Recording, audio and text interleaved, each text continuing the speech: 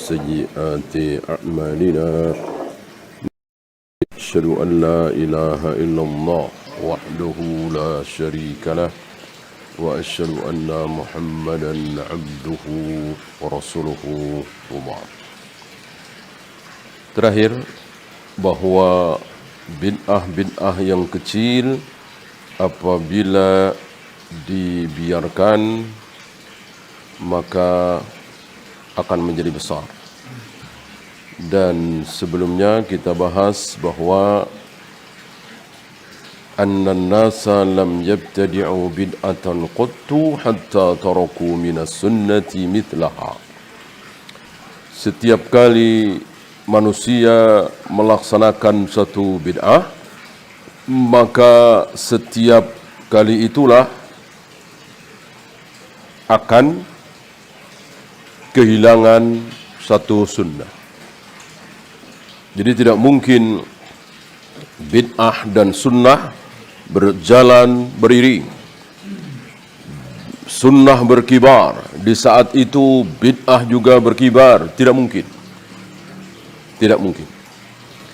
Jadi ketika ada bid'ah dilakukan, maka di saat itulah sunnah ditinggalkan. Ya. Contohnya kemarin sudah bahwa ketika kaum muslimin beramai-ramai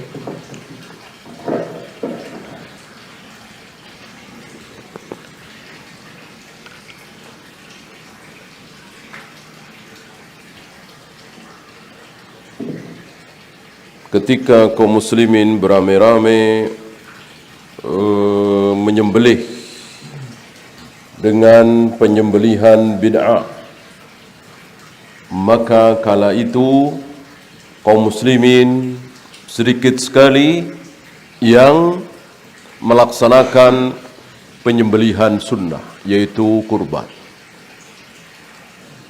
Ini terjadi di Mesir waktu itu. Mereka berbondong-bondong melakukan penyembelihan bid'ah, dan 1 atau 2 bulan setelah itu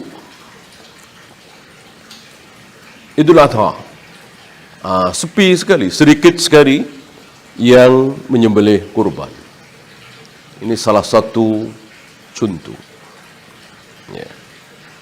Begitu pula ketika kaum muslimin berbondong-bondong melakukan zikir berjamaah, istighosah berjamaah dan seterusnya, maka sepi salat berjamaah. Salat berjamaah ini sunnah yang luar biasa. Sunnah Nabi alaihi salatu wassalam yang diteruskan oleh para sahabat ridwanullah alaihim jami'an. Ditinggalkan oleh kaum muslimin. Mereka sepi. Sedikit yang melakukan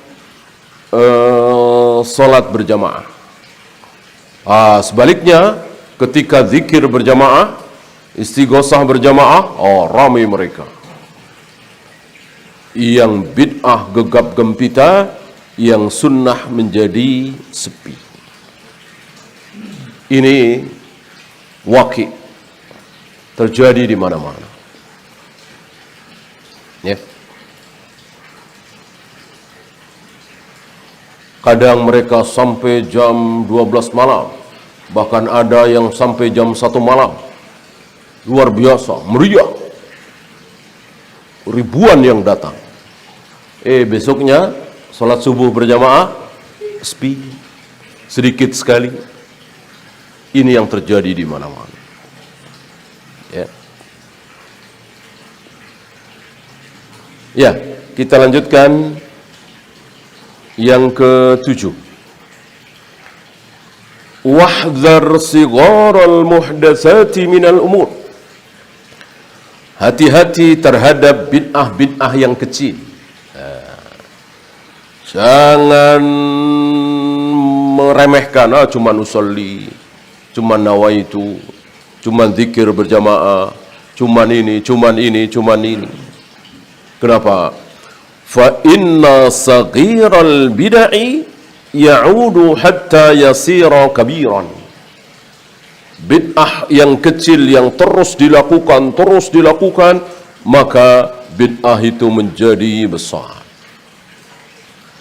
Antum tahu bid'ah yang dilakukan oleh orang-orang Khawarij, mengkafirkan Ali bin Abi Thalib, mengkafirkan Amr bin As, mengkafirkan Muawiyah, membantai satu keluarga anak sahabat Abdullah bin Khabbab bin Arat. Khabbab bin Arat antum tahu yang mendatangi Nabi SAW ketika Nabi tiduran di naungan Ka'bah. Khabbab melapor tentang keadaan para budak yang disiksa oleh tuannya gara-gara masuk Islam. Lalu dijawab oleh Nabi begini-begini, ya, Khabbab bin Arat punya anak bernama Abdullah. Nah, Abdullah ini satu keluarga dibantai oleh mereka. Luar biasa bid'ahnya mereka itu, sampai menumpahkan darah kaum muslimin, dan mereka menganggap ini jihad, ini kebenaran. Tentu ini lebih buruk dari para perampok itu, dari para begal. Para begal, para perampok, mereka membunuh dan mereka tahu ini salah. Mereka lakukan dengan sembunyi-sembunyi. Mereka lari dari aparat karena mereka tahu ini buruk. Hanya ini terpaksa mereka lakukan karena tidak mampu melawan syahwat untuk kaya misalnya. Nah, Khawarij ini membunuh dan merasa benar, merasa berpahala, merasa jihad. Maka untuk tobat sulit. Gimana mau tobat? Merasa sedang melakukan kebenaran. Inilah Khawarij. Ya. Nah, kesalahan Khawarij yang luar biasa besar ini, antum masih ingat diawali oleh apa? Diawali oleh apa? Di Masjid Kufah sebelum salat subuh, apa yang mereka lakukan? Zikir berjamaah. Itu yang pertama kali mereka lakukan, berzikir berjamaah. Maka jangan kita menganggap itu sepele, bid'ah kecil, cuman zikir berjamaah. Kan intinya zikir, subhanallah, la ilaha illallah, Allahu akbar. Perkara Rasul dan para sahabat enggak berjamaah, kok ini berjamaah, ya nambah sedikit lah. Itu pikir mereka. Dikiranya kecil, dikiranya sepele, ya enggak masalah. Intinya kan zikir. Tasbihnya tidak dirubah-rubah, tahmidnya tidak dirubah-rubah, tahlilnya tidak dirubah-rubah. Hanya menambah bilangan 100 misalnya, 1000 misalnya. Hanya menambah berjamaah dipimpin oleh satu orang, sabbihu mi'ah, kabbiru mi'ah, hallilu mi'ah. Bertasbihlah 100 kali, bertakbirlah 100 kali, bertahlillah 100 kali. Cuman sedikit tambahannya. Ternyata yang sedikit itu akhirnya membesar, jadilah apa yang kita saksikan. Kesalahan yang luar biasa. Yang dengan kesalahan itu Nabi tidak sungkan-sungkan menyuruh kepada para sahabat dan Ali bin Abi Thalib yang melakukan apa? Bunuh mereka, habisi mereka. Jika aku bertemu dengan mereka, akan aku habisi sebagaimana habisnya kaum 'Ad, kaum Samud. Ya. Tapi Nabi tidak bertemu dengan mereka, hanya Nabi mensabdakan, dan Ali bin Abi Thalib lah yang bertemu dengan mereka, dan Ali bin Abi Thalib menghabisi mereka, membantai mereka. Tapi sayang masih bersisa, lari mereka, kira-kira 11 atau 12 orang. Mereka lari bersembunyi dan terus mendakwahkan bid'ahnya terus sampai hari ini. Kadang nampak, kadang tenggelam, kadang muncul, kadang tiarap. Begitulah Khawarij, dan begitulah firqah secara umum. Sekali muncul tidak pernah hilang, sekali muncul akan terus ada. Mana firqah yang muncul kemudian hilang sama sekali? Enggak ada. Mau Jahmiyah, Jabariyah, Asy'ariyah, Maturidiyah, Khawarij, Rafidah, terus. Hanya itu tadi, muncul, tenggelam, timbul, tenggelam. Atau di satu negeri muncul, di negeri yang lain, negeri muslim yang lain tidak muncul. Rafidhah misalnya, luar biasa. Di Iran misalnya, di Irak misalnya. Tapi di Saudi, mudah-mudahan di Indonesia tidak. Lain lagi Asy'ariyah, lain lagi Maturidiyah. Itulah bid'ah. Sekali muncul, maka akan terus ada sampai hari kiamat. Ya.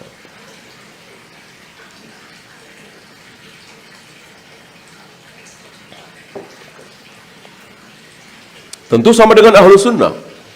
Ahlu sunnah juga tidak pernah hilang. Ini jaminan dari Nabi alaihi salatu wassalam. La tazalu ta'ifatum min ummati dhahirina 'alal haq. Akan selalu ada di antara umatku itu satu kelompok yang selalu berada dalam kebenaran. La yadurruhum man khadalahum.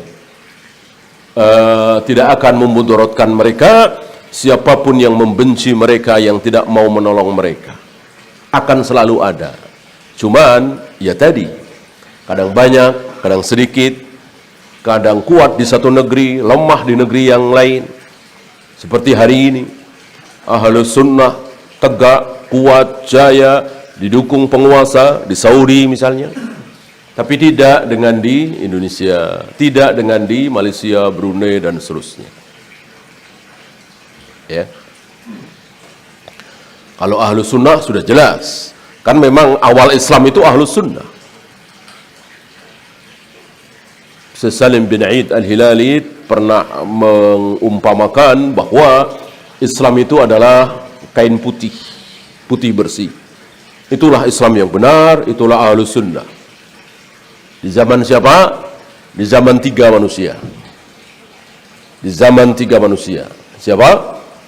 Rasulullah alaihi salatu wassalam, kemudian Abu Bakar, kemudian Umar. Ketika tiga manusia ini masih hidup, maka Islam adalah ahlu sunnah, adalah salaf, adalah al-firqatun najiyah atau ifatul mansurah. Tidak ada yang lain. Belum ada yang lain. Jahmiyah belum ada, Jabariyah belum ada, Khawarij belum ada, Rafidhah belum ada, Asy'ariyah, Maturidiyah, semuanya belum ada. Satu-satunya yang ada adalah salafi, ahlu sunnah, kain putih bersih. Ya. Lalu muncul Khawarij. Digambarkan oleh beliau, kain yang putih itu dicoreng dengan warna merah misalnya. Jadi ada warna merah. Kain putih, kemudian ada sedikit warna merah. Tentu jumlah Khawarij kecil sekali dibanding dengan jumlah ahlu sunnah hari itu. Tapi hari itu Islam sudah tidak satu, sudah menjadi dua. Apa dan apa? Salafi dengan Khawarij. Tidak semua salafi. Berbeda ketika Umar masih hidup. Semua Islam adalah salafi. Gak ada satupun manusia yang kenal dengan salawat nariyah misalnya, salawat tafrijiyah misalnya, salawat al-fatih, tibul qulub. Gak ada satupun manusia yang kenal apa itu salat nisfu sa'ban. Gak ada satupun manusia yang tahlilan, muludan, manakiban, dan seterusnya dan seterusnya. Artinya seluruh kaum muslimin melaksanakan Islam salaf. Gak ada yang berpakaian isbal. Sampai ada orang berpakaian isbal dikejar oleh Nabi, ini saking jarangnya, saking gak adanya.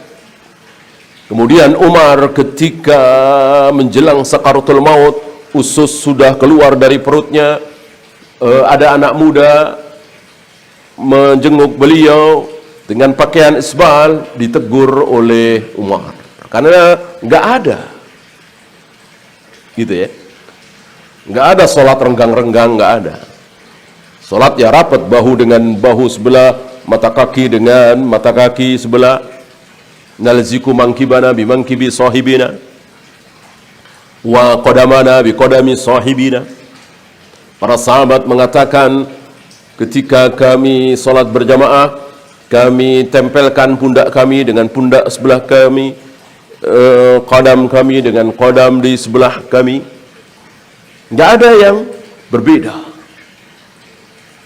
Ya, sampai muncul Khawarij. Sampai muncul Khawarij, Islam pecah menjadi dua, Ahlus Sunnah dan Khawarij. Fikihnya sama, akidahnya sama. Hanya tauhid tentang Allah sama. Hanya mereka meyakini pelaku dosa besar kafir. Pelaku dosa besar kafir. Maka pecahlah kaum muslimin menjadi dua. Datang lagi Qadariyah. Kain putih itu yang tadi ada dua warna putih dan merah, datang lagi hijau misalnya. Ada 3 warna. Datang lagi Syiah, maka dicoret lagi dengan biru misalnya.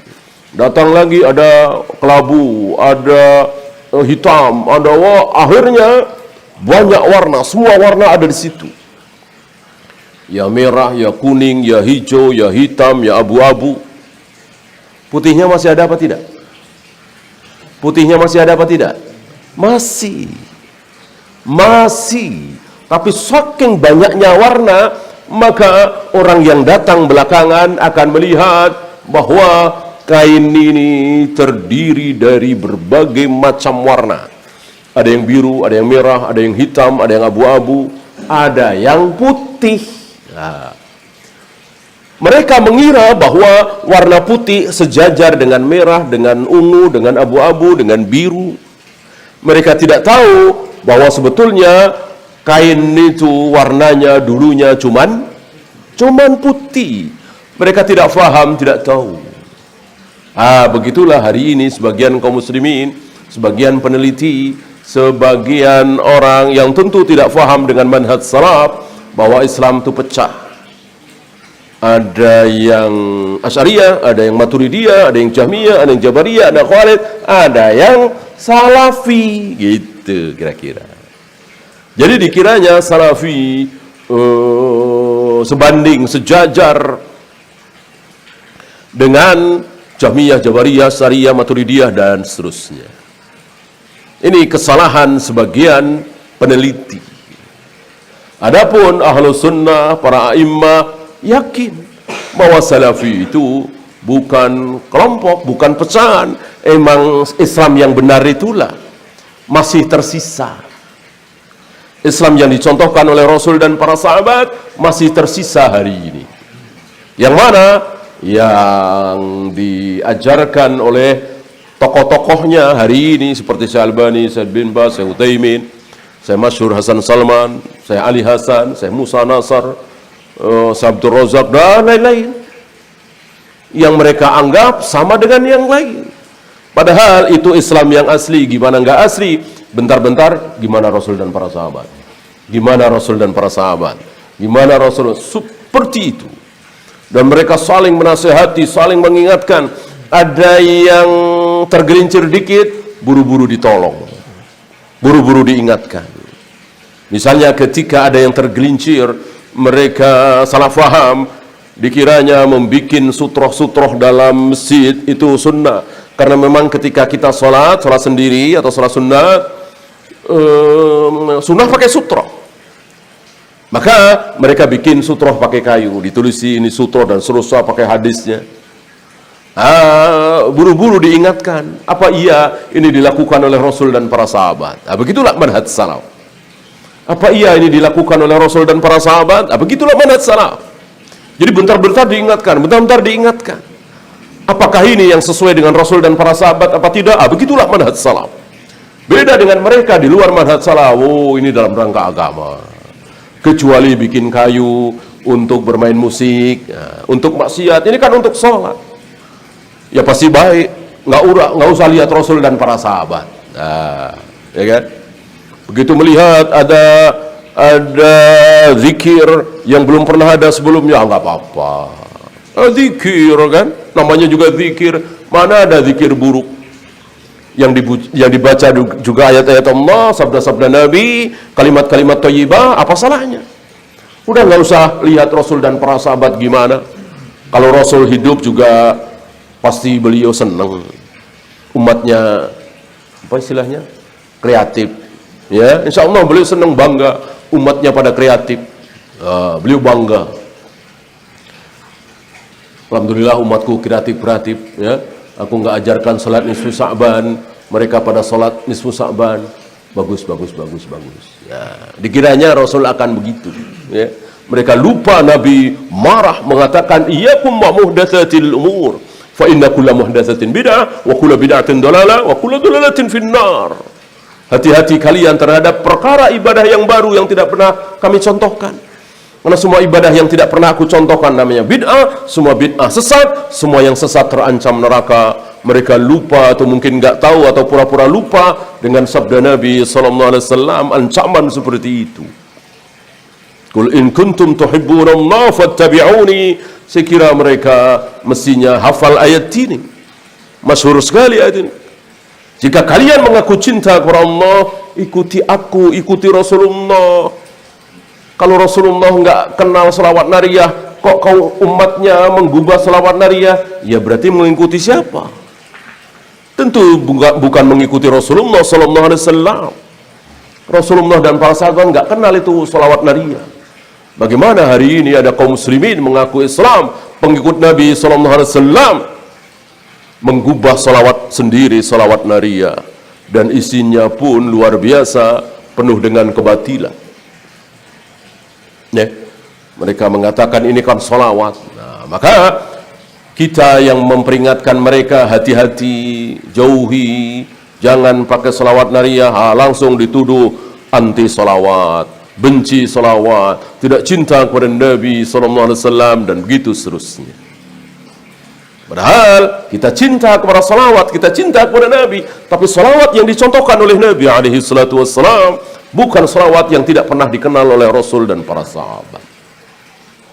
Ya.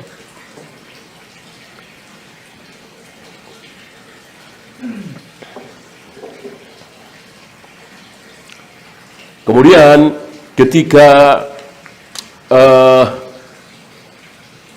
para a'immah, namanya manusia ya, bisa benar, bisa salah, melakukan sesuatu, langsung ditegur oleh yang lain. Ketika Imam Abu Hanifah mengatakan boleh nikah wanita, boleh nikah walaupun tanpa wali, buru-buru dibenarkan ini. Maka para ulama tidak tinggal diam, mengkritisi pendapat beliau ini, karena memang salah fatal, salah total.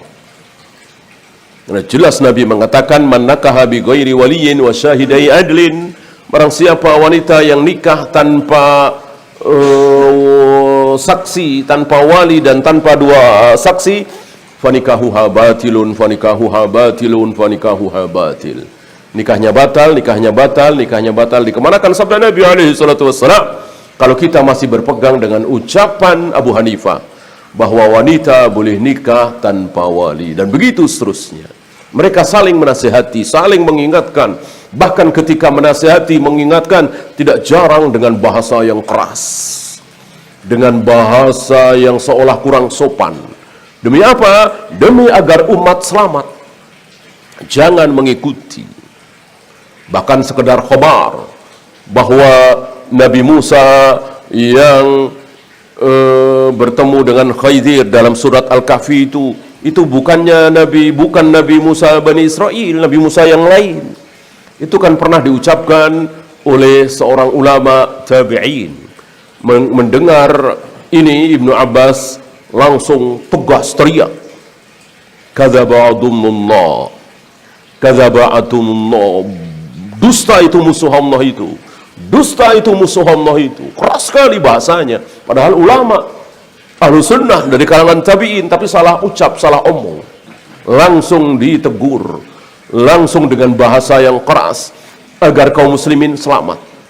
Jangan meyakini bahwa Nabi Musa yang bertemu dengan Khidir di surat Al-Kahfi itu bukan Nabi Musa yang Bani Israel, padahal nggak ada yang lain.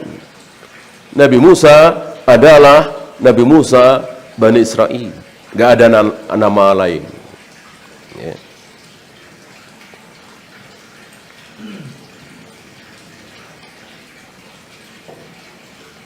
Kecuali Musa bin Imran, tentu beda dengan Ali Imran, ya kan? Jauh sekali masanya, ya kan? Adapun Nabi Musa cuman satu. Dan begitu seterusnya. Ya. Masuk saudara-saudara kita ketika melakukan sesuatu, apa misalnya berjamaah salat tarawih 2 kali di satu masjid. Tarawih apa salahnya, kan gitu. Tetap harus diingatkan. Apa ada contoh dari Rasul dan para sahabat? Ada riwayat mereka salat tarawih 2 kali dalam satu masjid. Satu habis isya, satu lagi menjelang sahur. Ini pun harus ditanyakan. Kalau memang ada riwayat, ya tentu sami'na wa ata'na. Kalau nggak ada riwayat, maka kita kembali kepada kaidah besar. Lau kana khairan lasabaquna ilaihi. Kalau seandainya itu benar, betul, berpahala, tentu para sahabat yang pertama kali melakukan. Ketika tidak ada satupun sahabat yang melakukan sholat tarawih berjamaah 2 kali dalam satu malam, dalam satu masjid, maka tidak mungkin itu benar. Tidak mungkin ada sebuah kebenaran ibadah mahdoh kok belum pernah dilakukan oleh Rasul dan para sahabat. Tidak mungkin Rasul dan para sahabat, tidak mungkin para sahabat bersepakat dalam kesalahan. Adapun ulama hari ini sepakat dalam kesalahan, mungkinkah? Mungkin sekali. Tidak mustahil. Ulama se-Indonesia sepakat dalam kesalahan, mungkinkah? Mungkin. Ulama se-Asia sepakat dalam satu permasalahan, padahal yang mereka sepakati ternyata salah. Mungkinkah? Mungkin. Ulama se-Saudi sepakat dalam sebuah permasalahan dan ternyata itu salah. Mungkinkah? Mungkin. Yang tidak mungkin hanya sahabat. Beliau mengatakan la tajami'u ummati 'ala dhalalah. Yang dimaksud adalah sahabat. Tidak mungkin para sahabatku bersepakat dalam kesalahan. Tidak mungkin. Adapun selain sahabat mungkin. Ya. Wa kadzalika kullu bid'atin uhditsat fi hadhihi al-ummah. Begitu pula bid'ah-bid'ah yang terjadi di umat ini. Kana awwaluha saghiran yushbihul haq. Awalnya kecil, menyamai kebenaran, hampir mirip-mirip dengan kebenaran. Sholat, puasa, sholat kan kebenaran, puasa kebenaran, zikir kebenaran. Gitu. Faqtarra bidzalika man dakhala fiha. Lalu tertipulah orang-orang yang masuk di dalamnya. Ikut zikir berjamaah, untuk ikut sholat ini, sholawat ini, dan seterusnya. Thumma lam yastati al-khuruja minha. Kemudian mereka tidak sanggup keluar. Karena keluar dari bid'ah, keluar dari syubhat, sulit. Sangat sulit. Ada 1-2, mereka belajar, terus belajar, terus belajar. Mereka mengalami berbagai macam kesulitan, terus belajar, akhirnya menemukan. Itu 1-2. Yang lain, ya ngikut saja. Ngaji terus di kelompoknya itu saja. Kalau kelompok itu Ahlus Sunnah tentu aman sekali. Ya kan? Sana ngaji ke sana kemari, yang dia ikuti semuanya Ahlus Sunnah. Taruhlah kaum muslimin di Mekah, Madinah, ya kan? Tiap hari ngaji, ikut syekh ini, aman semua. Tapi hari ini firqah di mana-mana. Ya. Dan mereka rajin ngaji, tapi ya ke firqah itulah. Ya semakin sesat. Dan mereka tentu tidak sanggup untuk keluar itu, kecuali dengan cara yang dikehendaki oleh Allah. Khusus orang-orang yang dikehendaki oleh Allah. Jika tidak, ya sudah. Seperti yang kita lihat hari ini. Ya. Sulit keluar. Seorang alim besar, Al-Ghazali, sering disebut dengan Imam Ghazali, penulis kitab yang sangat masyhur di negeri kita ini. Bahkan mereka sangat fanatik dengan kitab ini, Ihya Ulumuddin.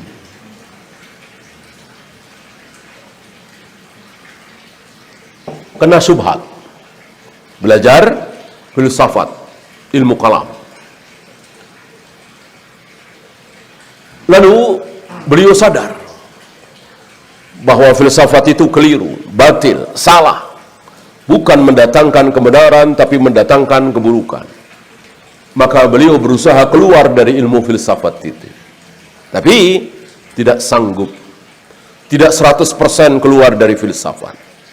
Kata siapa? Kata murid besarnya,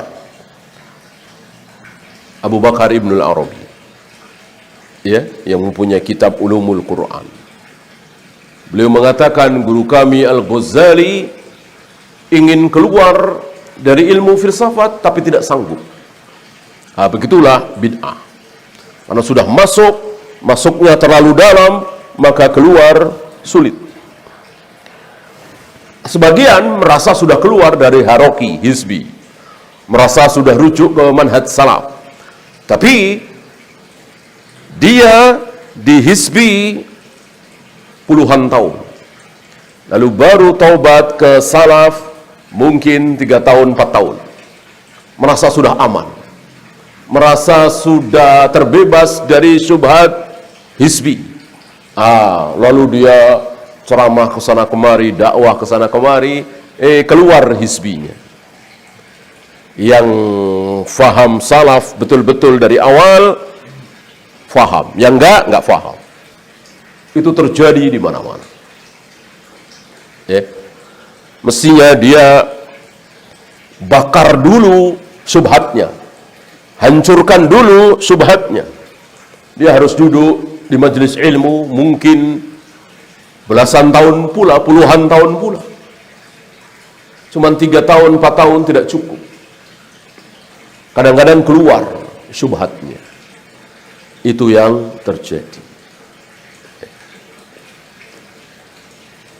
Fa'adumat wasarat dinan yudanu biha. Lalu bid'ah-bid'ah yang kecil itu membesar, jadilah agama, dianggap sebagai agama. Dilakukan, dicontoh oleh kaum muslimin, dianggap itu sebagai agama. Fa khalafa as-siratal mustaqim, lalu menyelisihi as-sirat al-mustaqim, menyelisihi jalan yang lurus. As-sirat al-mustaqim ditafsirkan oleh para imam sebagai Islam, Al-Quran, Sunnah, Abu Bakar dan Umar. Salah satu tafsirannya adalah Abu Bakar dan Umar. Kenapa? Karena di zaman dua manusia ini, Abu Bakar dan Umar, belum ada syubhat, belum ada aliran sesat, belum ada bid'ah yang dibela dan didakwahkan. Ya. Kekeliruan dalam beragama ada, tapi hilang. Setelah ditegur, dinasihati, hilang. Beda dengan Khawarij. Ketika Umar terbunuh, setelah Umar terbunuh, maka tidak hilang, bahkan didakwahkan. Ya. Kalau sekedar kesalahan dalam beragama, Umar sendiri pernah salah dalam beragama, ya kan?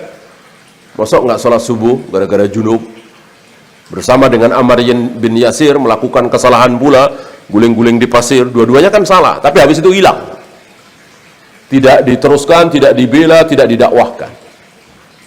Kemudian Adi bin Hatim pernah melakukan kesalahan, masalah 2 benang merah dan putih, salah tafsir dari surat Al-Baqarah, tapi habis itu hilang, ya, dan begitu seterusnya. Fakharaja minal Islam, maka akhirnya dia keluar dari Islam. Waliyadu billah. Dari bid'ah kecil, sekedar zikir berjamaah, kemudian terus membesar, akhirnya keluar dari Islam. Waliyadu billah. Iya, itu saja. Ada pertanyaan, silakan. Bagaimana sikap kita di saat kebid'ahan merajalela, baik di sekitar rumah kita maupun masjid-masjid yang ada di sekitar kita, sehingga sesak dada kita? Apa balasan Allah terhadap orang-orang yang asing di tengah-tengah mereka? Ada kalimat yang keluar dari lisan Nabi alaihi salatu wassalam, khamsina syahidan, mendapatkan pahala 50 kali lipat dari orang mati syahid. Yaitu ketika kita menggigit sunnah dengan gigi geraham, lafadznya menggigit ya. Lafadznya adalah menggigit dan itu dengan gigi geraham. Artinya betul-betul ngotot, betul-betul bersikukuh, betul-betul nggak mau lepas, digigit dengan gigi geraham. Ya, ini bahasa Nabi SAW, bahasa Arab. Khamsina syahidan, 50 kali orang yang mati syahid. Siapa dia yang menggigit sunnah Nabi dengan gigi geraham di saat kaum muslimin penuh dengan bid'ah,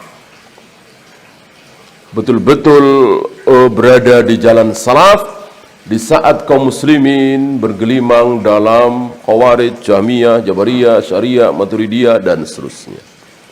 Dan itu berat.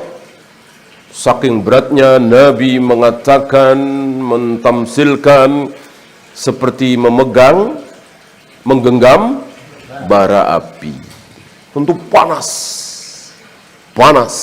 kalau terus digenggam. Tapi kalau pengen nggak panas, ya dilepas. Lepaslah sunnah. Ya, maka jika hari ini kita dicaci, dimaki, dihujat, bahkan mungkin di antara kita ada yang diusir, mungkin ada yang disakiti, dibunuh, ini hal biasa. Ya. Terutama bagi para da'inya, mubalignya, ustadznya harus siap dengan cacian, makian, hujatan. Jangan malah siap dengan sanjungan, pujian, hadiah dan seterusnya. Lalu mengurangi porsi. Istilahnya cari aman, cari selamat. Udah nggak usah bahas akidah, nggak usah bahas manhaj. Udah bahasa akhlak, birrul walidain, sedekah. Tentu nggak ada yang marah, nggak ada yang tersinggung. Pembahasannya pasti sama. Membahas tentang birrul walidain, tentang akhlak, kejujuran, amanah dan seterusnya, semua firqah sama. Nggak usah semua firqah, semua agama. Ya. Maka dulu kan ada dai bukan hanya disukai oleh kaum muslimin, yang Nasara, yang Hindu senang juga. Karena si dai ini membahas sekitar amanah, jujur, birrul walidain, ya, tentang semangat kerja dan seterusnya. Nggak ada manhaj, nggak ada akidah, nggak ada yang tersinggung. Kalau sudah bahas masalah manhaj, akidah, sunnah, bid'ah, jangan orang kafir, sesama muslim banyak yang marah, disalahkan, dibid'ahkan, ini syirik, ini bid'ah. Dan kenyataan memang syirik, memang bid'ah. Masa kita sembunyikan? Ya, menggantung-gantungkan sesuatu itu syirik. Ya, man 'allaqa tamimatan faqad asyraka. Kata siapa itu? Kata Nabi alaihi salatu wassalam. Barang siapa yang menggantung-gantungkan sesuatu, maka dia syirik. Ini baru menggantungkan. Tentu dengan i'tiqad bahwa gantungan itu mengandung sesuatu. Apalagi keris, apalagi jimat, apalagi dukun, apalagi kuburan keramat, marah saudara-saudara kita. Ya, ketika kita mengatakan bahwa kuburan seorang muslim biasa marbot dengan kuburan para wali, orang-orang saleh sama saja, mereka marah. Padahal Nabi tidak membedakan, para sahabat tidak membedakan antara kuburan Utsman bin Affan, Ali bin Abi Thalib dengan sahabat yang paling rendah, Mugis misalnya, Barirah misalnya, tidak dibedakan. Emang kuburan sama, tidak mengandung apa-apa. Yang mengandung apa-apa ketika mereka masih hidup. Tentu antara Utsman, Ali dengan Mugis, Barirah beda jauh dalam masalah ilmu ketakwaan. Mereka bertanya tentang ilmu kepada Utsman, kepada Ali, tidak kepada Barirah, tidak kepada Mugis, walaupun sama-sama sahabat. Tapi begitu sudah mati, sama kuburannya. Ini sekarang dibedakan. Coba ini sampai kepada saudara-saudara kita kaum muslimin, marah mereka. Mereka nggak terima kalau kuburan syekh-syekh mereka, wali-wali mereka sama dengan kuburan seorang marbot. Padahal sama. Tidak ada apa-apanya, tidak ada keberkahan dari situ. Kalau pengen cari berkah, bukan ke kuburan, tapi ke masjid, sholat berjamaah. Ke ibu, kalau ibu kita masih hidup, kita layani ibu kita senangkan ibu kita taati apapun perintah ibu kita. Itu keberkahan di situ, bukan di kuburan. Ketika ibu kita sudah wafat, ya sudah tidak muncul lagi keberkahan di situ. Sudah telat. Kenapa waktu masih hidup tidak berbakti? Sekarang sudah meninggal, malah tiap hari datang ke kuburannya, dielus-elus kuburannya, dipanggil-panggil ibu. Ini kesalahan besar, kesalahan fatal. Ya. Wallahu a'lam. Ada lagi?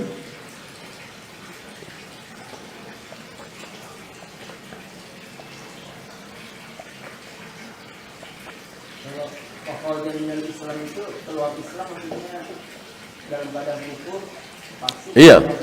Kalimat fakharaja minal Islam jelas ya, keluar dari Islam.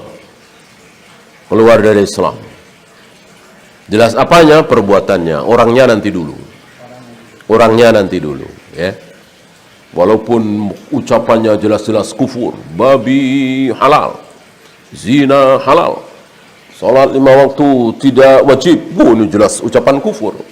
Tapi orang yang mengatakan tidak boleh langsung dikufurkan sebelum iqamatul hujjah. Setelah iqamatul hujjah baru. Dan tidak mudah iqamatul hujjah. Kita tidak bisa iqamatul hujjah. Ya. Harus ulama yang ditopang oleh penguasa. Wallahu a'lam.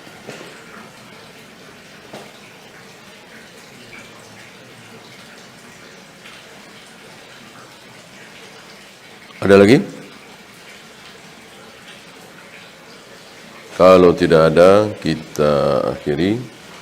Subhanakallahumma bihamdika asyhadu an la ilaha illa anta astaghfiruka wa atubu ilaik. Assalamualaikum warahmatullahi wabarakatuh.